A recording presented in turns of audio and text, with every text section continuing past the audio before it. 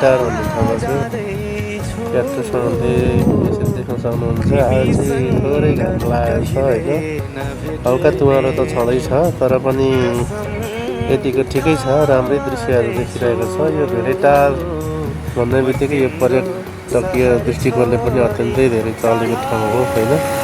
मान्छे प्रायःहरू जोडी जोडी होइन, प्रायः युवतीहरू होइन, जेन्जी आइटमहरू चाहिँ प्रायःहरू जोडी जोडी बसेर चाहिँ यहाँ आउने गर्छन्।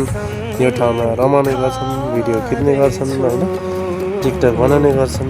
यो यस्तो ठाउँ हो होइन, तपाईँहरू पनि आउनु भएको छ आएर क्याक्टसमा यो दृश्यहरू हेरेर चाहिँ भरपुर मनोरञ्जन लिन सक्नुहुन्छ होइन।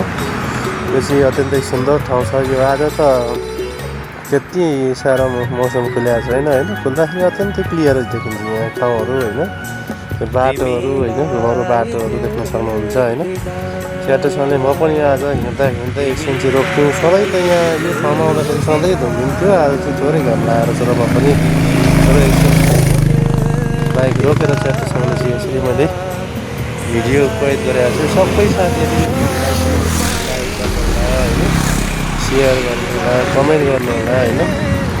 विश्वका कुना कुनामा चाहिँ यो भिडियो चाहिँ पुऱ्याइदिनुहुन्छ भन्ने मलाई ठुलो आशा छ होइन। यस्तै यस्तै भिडियोहरू लिएर पुनः आउने बाटोको साथ नवीन पाखरिन तामाङ होइन, पूर्वेली ब्लगर, शङ्करसेवाली ब्लगर, पाँचको पनि ब्लगर बिनामा जान्छ।